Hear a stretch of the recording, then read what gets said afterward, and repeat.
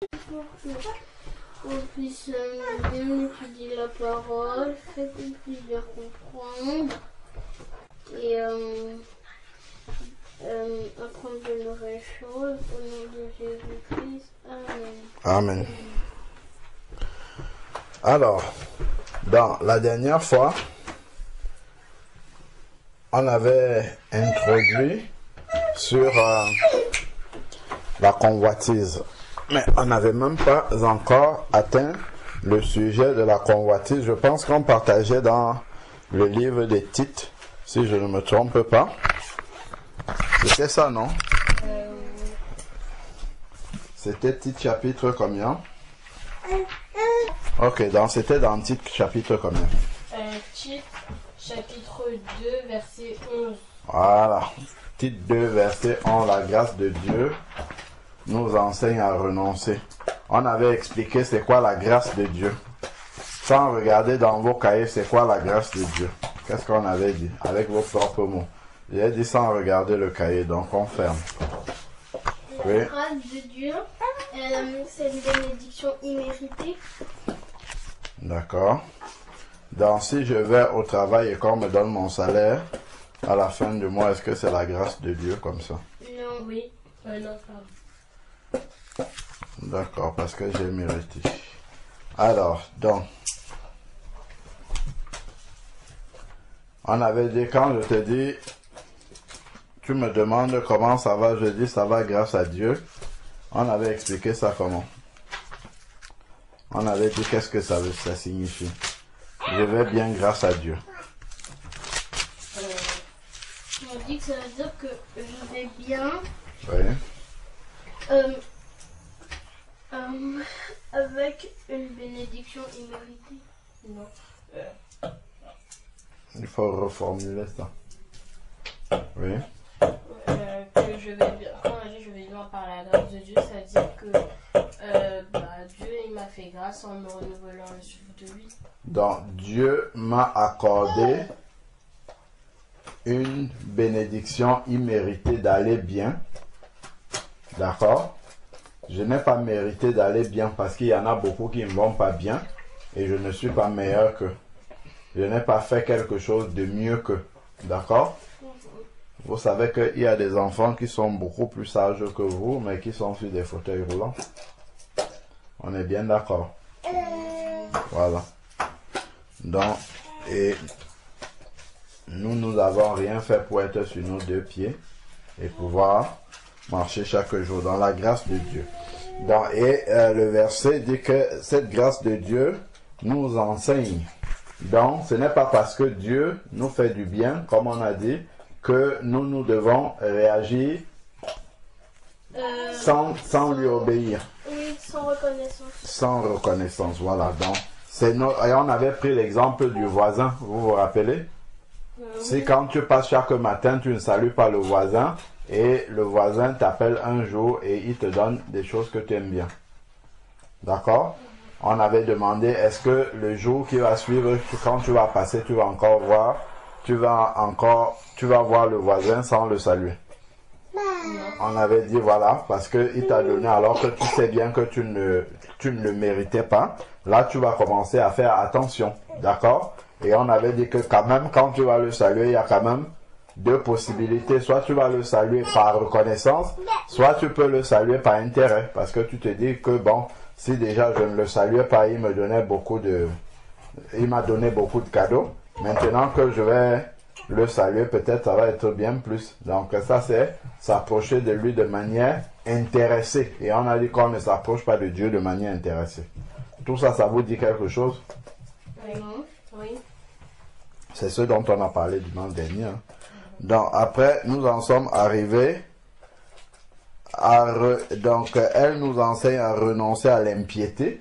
L'impiété, on avait dit être impie, c'est de ne pas avoir un profond respect pour Dieu. On avait dit par exemple que être de manière irrespectueuse dans la présence de Dieu, c'était l'impiété par exemple.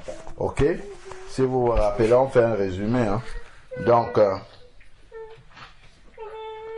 les désirs de ce monde vivent dans ce siècle présent. d'une manière sensée et pieuse. Donc, c'était renoncer à la convoitise. D'accord? Donc, on va prendre un autre verset. On a même défini la convoitise. On avait dit que c'était désirer ardemment ce que nous n'avons pas, alors que ce ne nous est pas forcément indispensable. Voilà. D'accord? Bon.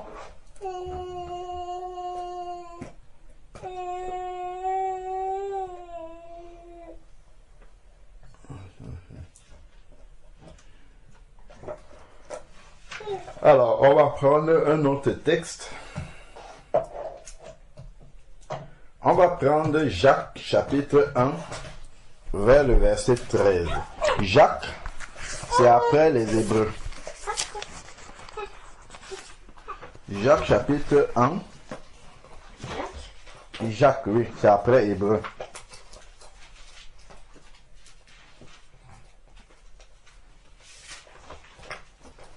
On va prendre à partir du verset 13. Jacques chapitre 1 à partir du verset 13.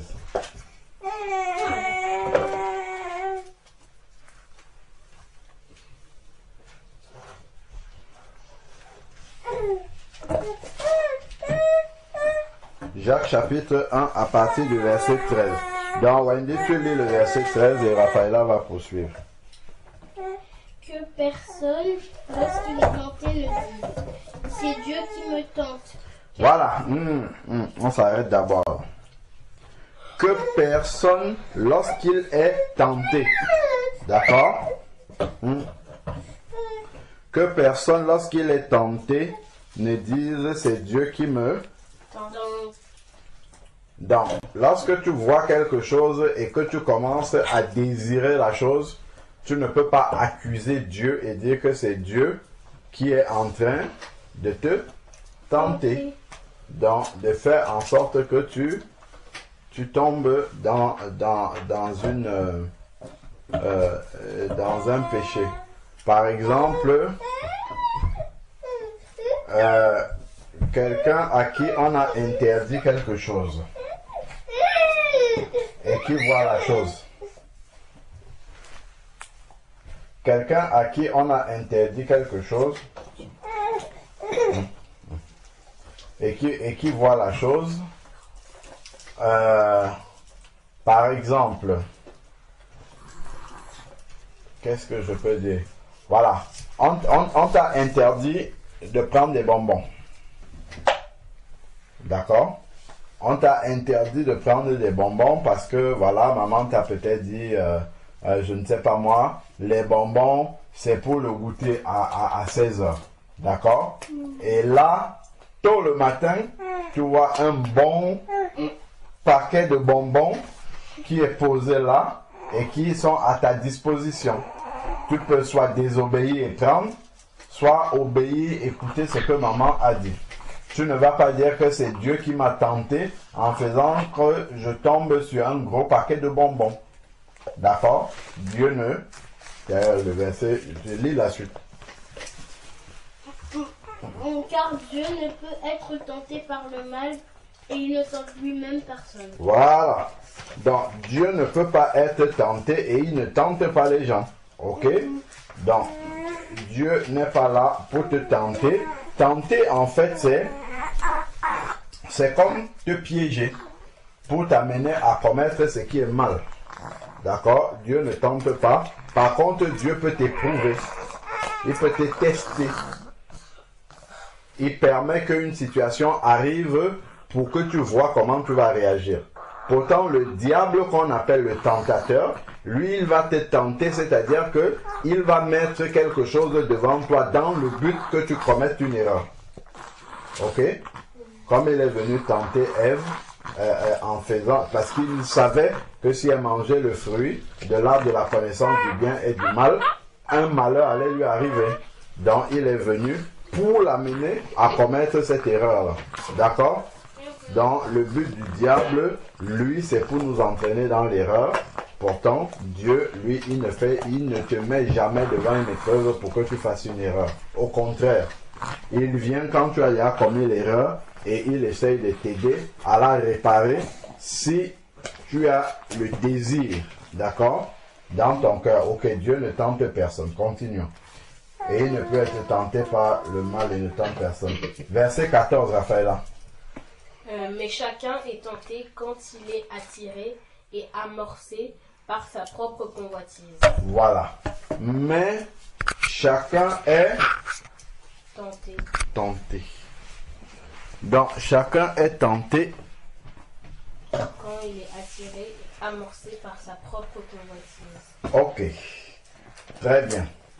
Donc, on va relire. Mais chacun est tenté.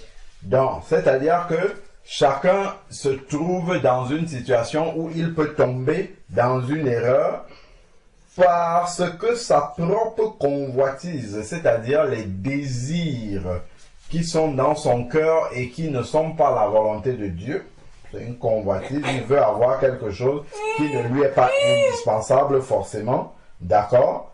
Et ça va l'amener à être tenté parce qu'il va il va tout faire pour avoir la chose alors qu'il n'a pas les moyens, par exemple, d'avoir la chose, alors qu'il sait que la chose lui est interdite, d'accord? Mais il va essayer de l'avoir. Donc, il va se retrouver lui-même dans la convoitise. Alors, donc, revenons dessus. Mais chacun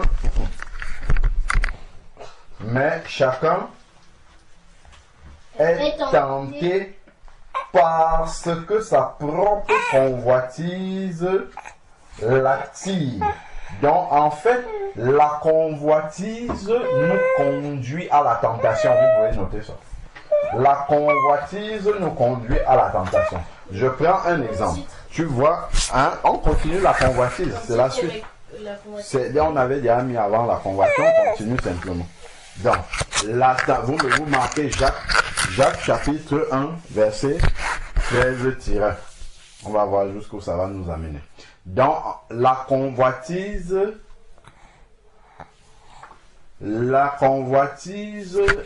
nous entraîne dans la tentation. La tentation est une conséquence de la convoitise. Quand je passe, je vois les belles vitrines avec les belles chaussures. Je sais que je n'ai pas d'argent pour l'acheter. Dans mon cœur, je dis, si seulement je pouvais avoir cette chaussure-là. Après, je passe de si seulement je pouvais avoir cette chaussure-là à il me faut absolument cette chaussure. Est-ce que vous voyez? Il me faut absolument cette chaussure-là.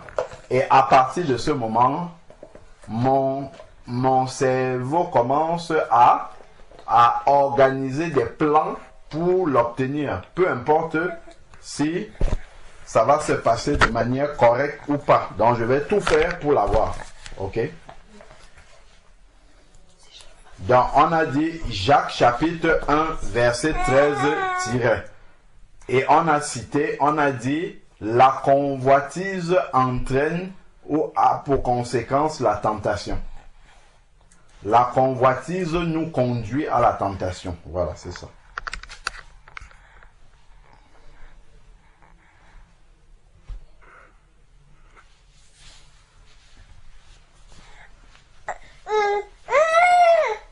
La convoitise nous conduit à la tentation.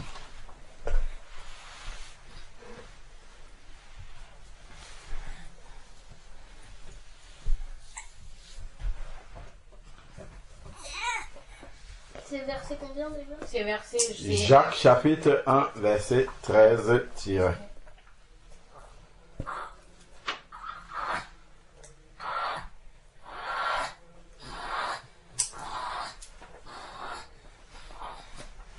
La convoitise nous conduit à la tentation.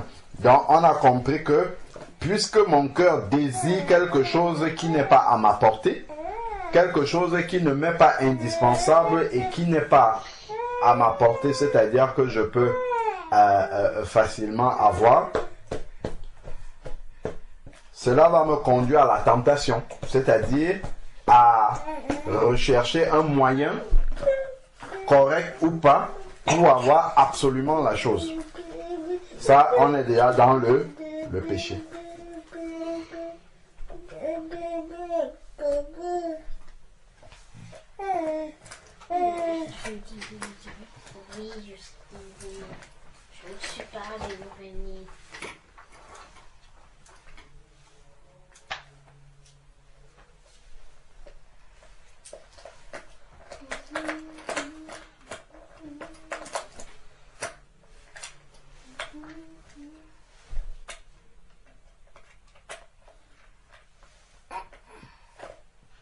C'est bon, c'est bon. Je n'ai pas fini. Alors, on va poursuivre. Donc, mais chacun est tenté parce que sa propre convoitise l'attire et le séduit. Séduire, c'est quand quelque chose commence à... comment on peut expliquer ça? Intéressé. Oui, ça nous intéresse et puis il y a quelque chose qui est pas clair, c'est-à-dire que il nous fait croire que la chose nous est importante, nous est indispensable et qu'on ne peut pas s'en passer. Voilà. Voilà, c'est ça la séduction. Ok? Dans ce contexte-ci, hein, parce que la séduction peut être définie de manière beaucoup plus vaste, mais ça commence à nous séduire, c'est que on va trouver de bonnes raisons pour l'avoir. Ok? La chaussure qui ne nous est pas indispensable, après on va dire, ouais, bah, tant qu'à faire, même si j'ai déjà 22 paires de tennis, ça sera la 23e. Bon, oui, ça va quand même m'aider à aller à l'école. Ah, mes autres chaussures sont déjà trop vieilles. Donc, en fait, je vais me trouver des raisons. Ça, c'est la séduction. Donc, ça va séduire parce que, au départ, il y a déjà la convoitise. Dans la convoitise, on voit qu'il y a deux conséquences de la convoitise. Dans le titre, pour les conséquences de la convoitise. Donc, la première conséquence qu'on a vue, c'est quoi? La première conséquence. Oui, de la convoitise qu'on a vue. C'est qu'elle nous entraîne à la tentation. Très bien. C'est la tentation. Elle nous entraîne à la tentation. Première conséquence de la convoitise. Deuxième conséquence de la convoitise, elle nous conduit à la séduction. Séduire, c'est quand je trouve les bonnes raisons. Hein? Ce sont les bonnes raisons pour faire quelque chose qui ne m'est pas permis de faire. Je suis séduit.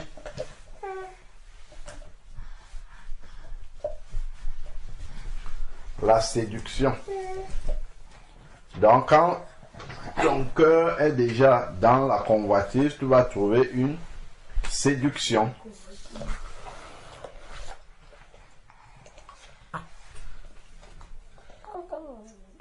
C'est bon?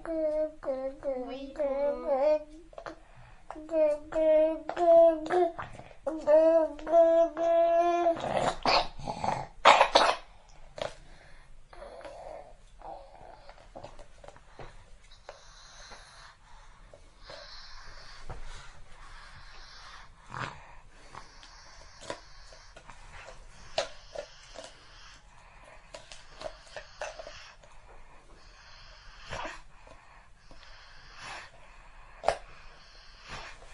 C'est bon?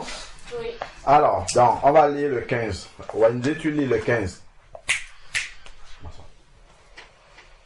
Tu lis le verset 15. Donc, on a déjà cité deux conséquences de la convoitise, la tentation et la séduction. Le verset 15. Puis la convoitise, lorsqu'elle a conçu, enfante le péché. Oui, donc, la convoitise entraîne à la tentation et à la séduction. Et une fois, puis la convoitise, lorsqu'elle est conçue, c'est-à-dire que tu as accepté que la convoitise s'installe dans ton cœur, il va encore avoir une autre conséquence. On dit elle enfante, c'est-à-dire qu'elle accouche, elle donne naissance au péché. Donc le péché est la troisième conséquence de la convoitise, le péché. Elle produit le péché. Vous savez c'est quoi péché? Oui. C'est quoi? C'est quelque chose qui n'est pas bien. Une action qui n'est pas bien. Une action qui n'est pas bien seulement comme ça? Non, c'est une action que tu sais qui n'est pas bien, Ouais. mais tu le fais quand même. En fait, c'est les actions du diable, le péché. Très bien. Donc le péché en fait est le fait de ne pas faire ce que Dieu veut. Donc, le péché, c'est le fait, on dit la transgression de la volonté de Dieu. Je sais ce que Dieu veut et je ne le fais pas, c'est le péché. Voilà. Ok? Oui. Il faut noter. V15. La convoitise entraîne le péché. La convoitise entraîne le péché. Avant, on avait dit que la convoitise entraînait la séduction. Et avant encore, on avait dit que la convoitise entraînait la tentation.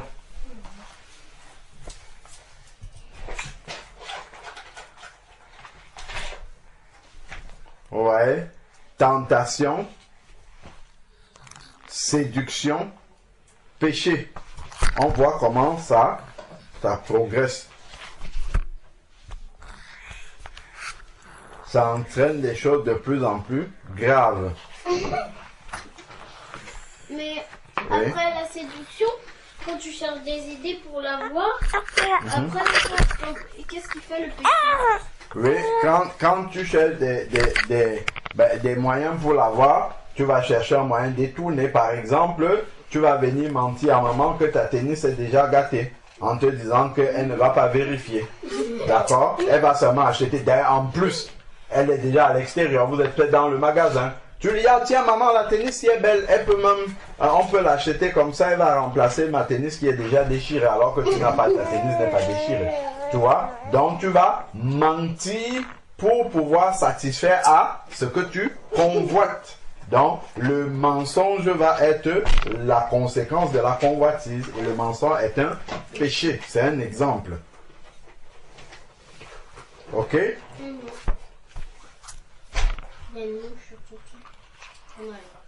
Si par exemple,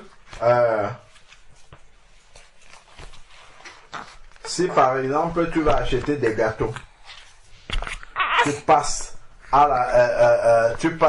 devant la vitrine d'une boulangerie, tu vois les pâtisseries bien alignées là-bas. Là, ta langue commence à saliver. Comment est-ce que je peux avoir ces pâtisseries-là? Tu rentres et quand tu passes sur la table, tu vois un billet de 20 € que papa a laissé sur la table. Tu dis, les pâtisseries-là. Bon, ce n'est pas grave. Papa a beaucoup d'argent. Tac, tu prends les 20 € sans avoir demandé. Tu vas voler pour pouvoir aller acheter la pâtisserie. Le vol est un péché. Parce que c'est écrit dans les 10 commandements, tu ne voleras point. D'accord? Donc tu vas voler, donc tu vas commettre un péché qui va te permettre de satisfaire la convoitise. Est-ce que vous voyez les conséquences?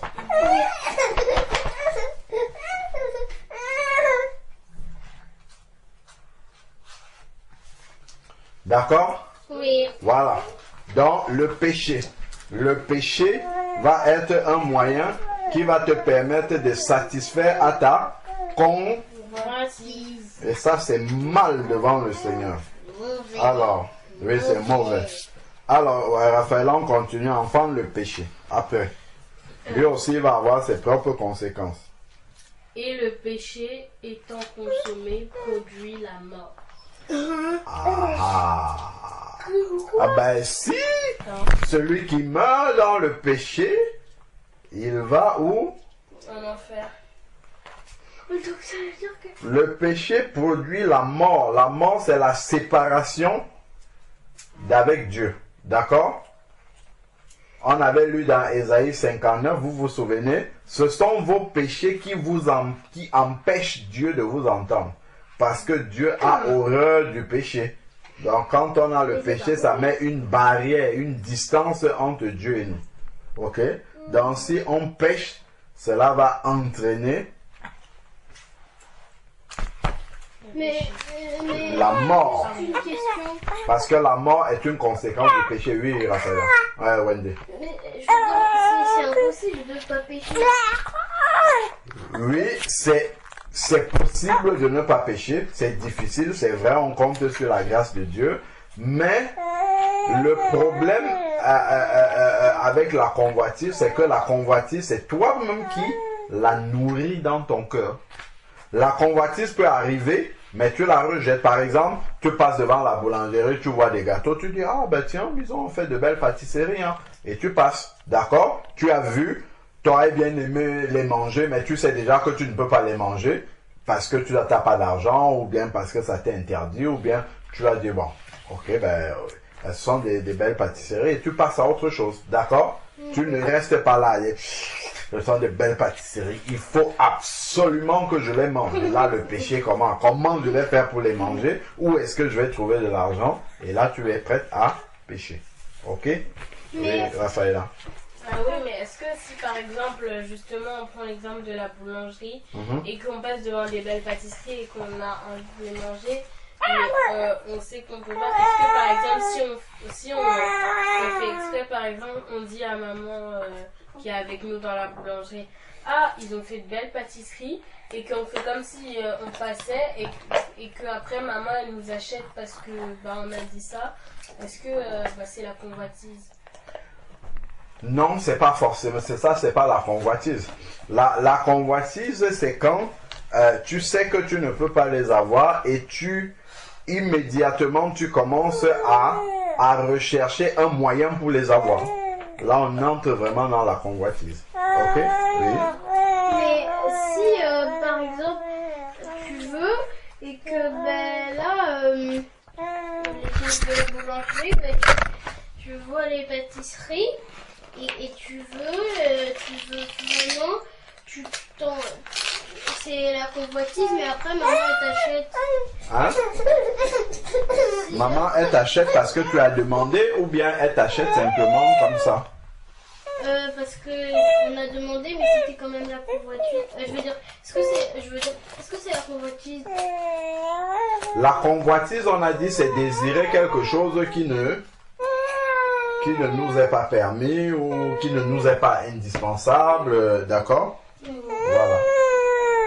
Donc, si maman nous l'achète, ça veut dire que ça ne nous était pas interdit, parce que si ça nous était interdit, elle ne devait pas acheter. Ok? Voilà. Et peut-être elle aurait dit que c'était exceptionnel. Voilà, ça peut être, même ça reste la convoitise, même si elle dit que c'est exceptionnel, parce que à la base, en fait, ce n'était pas quelque chose qui était indispensable, utile. Alors, ok, donc la convoitise part de l'intention de notre cœur. Vous pouvez noter ça comme ça, ça nous permet de faire la différence. On va aller dans 1 Pierre, c'est juste après Jacques là-bas. 1 Pierre chapitre 2, verset 11. 1 Pierre chapitre 2. Je peux lire. Je peux lire. Qui vient de lire le verset 15 de Jacques? Ben non, c'est Wendy. On a dit qu'on alterne. C'est Wendy qui a lu le verset 15. Le péché entraîne la mort. Wendy, tu as le 13, Raphaëla 14, toi 15, donc tu lis la suite de Raphaëla. Donc c'est 1 Pierre, on a dit 2, 11, si je ne me trompe pas. Donc on traverse Jacques, 1 Pierre, 2, 11.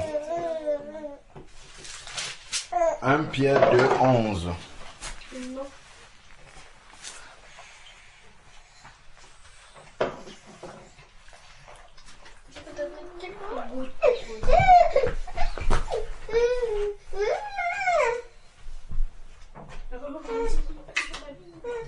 C'est bon? On peut lire, Raphaëla. 1 Pierre, chapitre 2, verset 11. Bien-aimés, je vous exhorte comme étrangers et voyageurs sur la terre à vous abstenir des convoitises charnelles qui font la guerre à l'âme. Voilà.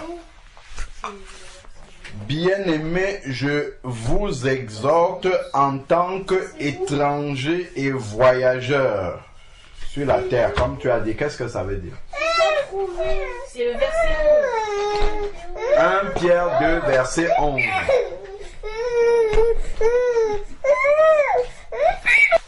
Alors, dans 1 Pierre 2, 11, on a dit, bien-aimés, je vous exhorte en tant qu'étrangers et voyageurs. Qu'est-ce que ça veut dire, étranger et voyageur sur la terre? Un étranger sur la terre, c'est quelqu'un qui n'est pas de cette terre. D'accord. Wendy, tu veux rajouter quelque chose? Oui, mais si c'est de la terre, non, non, c'est bon. Pourquoi il dit que nous sommes bien-aimés, c'est ceux qui sont les enfants de Dieu? Pourquoi il dit que nous sommes des étrangers et voyageurs sur la terre? Oui, Wendy? Parce que c'est lui qui nous a créés. Oui. Parce qu'on vient, on passe, on est juste de passage sur la terre. D'accord, ça c'est déjà une chose. Mais bien-aimés, les enfants de Dieu sont... Étrangers. Oui. Parce qu'on n'est pas du monde.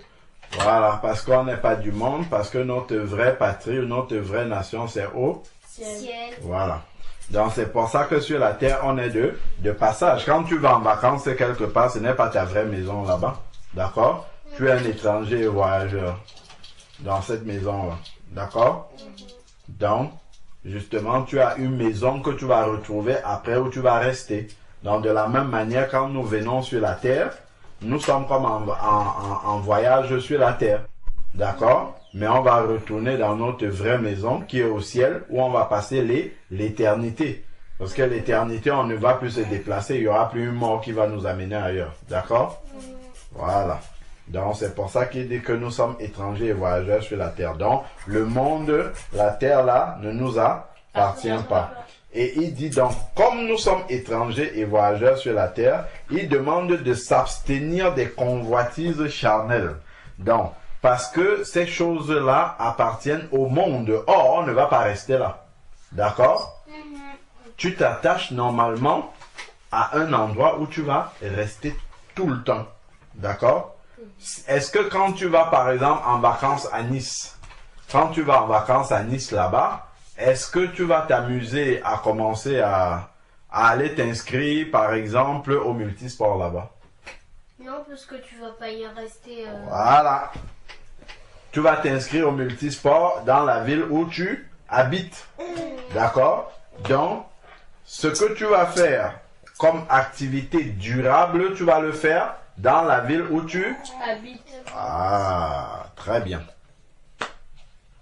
Est-ce que quand tu es là-bas, quand tu vas en vacances à Nice, tu vas aller t'inscrire dans une école là-bas pour aller à l'école? Non. Pourquoi? Parce que tu ne vis pas là-bas. Tu vas t'inscrire à l'école dans ta ville. Ok? Là où tu habites tout le temps. Est-ce que vous voyez? Oui. Pourquoi? Parce que c'est l'endroit où tu vas demeurer tout le temps. Donc de la même manière, on ne doit pas s'accrocher aux choses de la terre, sachant qu'on est juste comme en vacances à Nice. D'accord? De passage. Ok?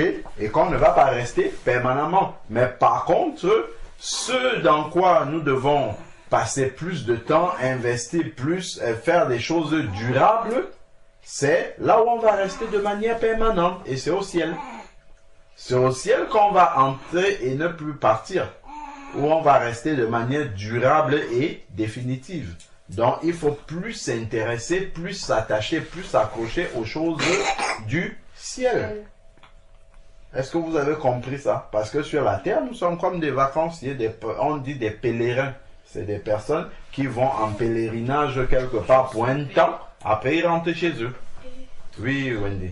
Mais ça veut dire que il n'y a pas besoin de nous inscrire à des activités puisqu'on on va pas rester permanent. C'est un exemple.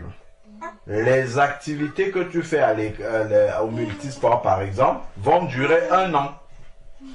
Or, tu vas encore habiter ici pendant 1 an, donc tu peux le faire. Ben, c'est comme à Nice, par exemple. À Nice, je ne sais pas moi, si tu vas prendre une inscription, à carte de bus, voilà, par exemple. À Nice, tu peux prendre le ticket de bus. Tu vas prendre le ticket de bus qui va te servir pendant que tu es là. D'accord? Donc, ton ticket de bus sera valable pendant la période où tu es encore là. Tu vas prendre le ticket de bus. Tu ne vas pas refuser de prendre le ticket de bus parce que toi, tu habites loin. Parce que tu n'habites pas là. Parce que tu habites ailleurs. Non. Comme le ticket de bus est valable pendant la période où tu es encore là, tu vas payer. Ou une place de stationnement de parking. Vu que elle est valable pour un temps où tu seras encore à Nice, tu vas le prendre.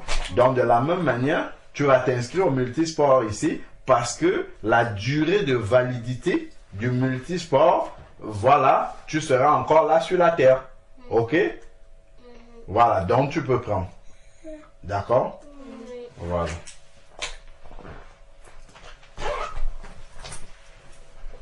Donc, les choses du monde, il ne faut pas les convoiter, désirer les avoir absolument parce que déjà, tu ne peux pas les amener au ciel. Ton beau pantalon, jean, ta belle basket, ainsi de suite, tu ne peux pas amener ça au ciel. Donc, c'est pas la peine d'aller faire des péchés pour pouvoir l'obtenir. Parce que les péchés peuvent t'empêcher d'aller au ciel. Or, ta paire de baskets que tu vas pécher pour l'avoir ne peut pas entrer au ciel. Tu n'iras pas au ciel avec ta paire de baskets. Donc, c'est pas la peine d'aller risquer de rater le ciel parce que tu veux avoir ta belle paire de chaussures, ton beau gâteau ou bien je sais pas quoi. D'accord?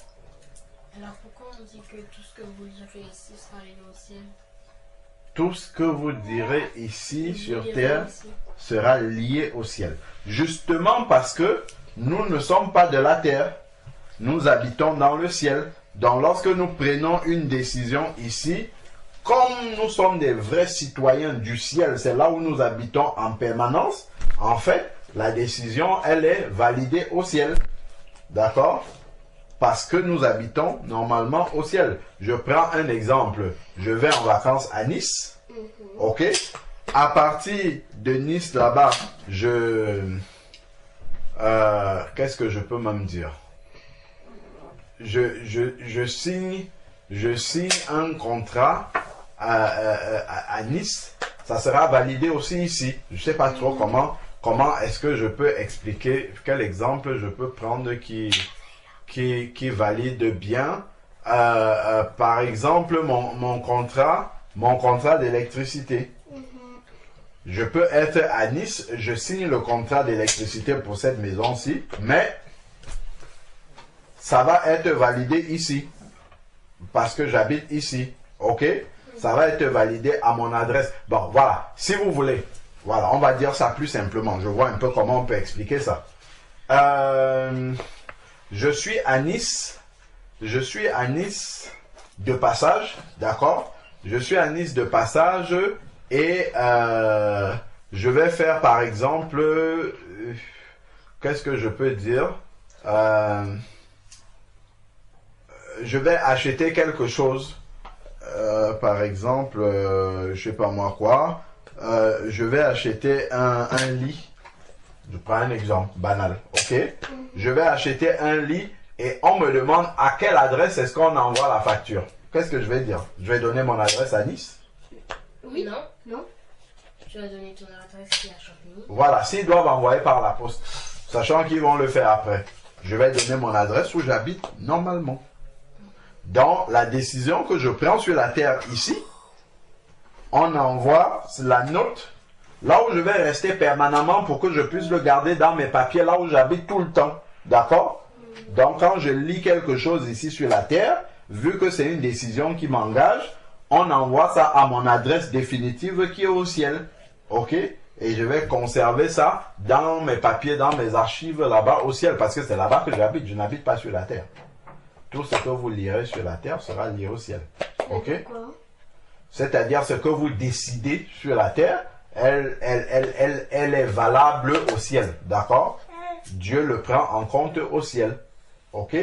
Mais ça veut dire que si tu prends... Si par exemple, je dis par exemple, Raphaëlla soit guérie au nom de Jésus-Christ, Dieu, il entend là-bas que j'ai dit ici sur la terre, Raphaëlla soit guérie au nom de Jésus-Christ, il le prend en compte là-bas au ciel, il va la guérir. Ok? D'accord? Il le prend en compte au ciel. Pourquoi? Parce que je suis son représentant ici sur la terre. Ok? Donc c'est ça aussi l'autre explication qu'on peut donner. Parce que je suis le représentant de celui qui est dans les ciels sur la terre. Quand je prends une décision ici, lui, il valide ça là-bas, en haut. Ok? Ben, c'est comme, je sais pas moi, un policier qui va sur le terrain. Quand il arrête quelqu'un, on enregistre ça dans son commissariat là-bas. Ok? Parce que c'est le commissaire qui l'a envoyé pour aller faire ce travail-là. Ok? Oui. D'accord? Quand il vient d'ailleurs, il dit au nom de la loi, je vous arrête. Parce que c'est la loi qui l'envoie pour faire ça. Ok? Oui, donc nous aussi, on peut dire au nom de Jésus. C'est exactement la même chose. Au nom de Jésus, sois guéri. Au nom de la loi, je vous arrête. Ok? Au nom de Jésus, je t'ordonne de sortir de ce corps. D'accord? Voilà, parce que tu es un voleur. Tu es un usurpateur. Quand je dis au nom de Jésus, c'est comme le policier qui se présente avec la tenue. Ok? Mais moi, ma tenue, c'est le Saint-Esprit qui habite en moi. Est-ce que vous comprenez?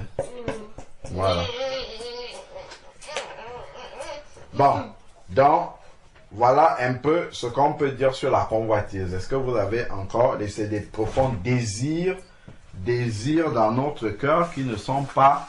Souvent, la convoitise, c'est soit que nous désirons avoir quelque chose et ce n'est pas le moment d'avoir la chose, soit c'est quelque chose qui ne va pas nous faire du bien, soit c'est quelque chose dont nous n'avons pas besoin.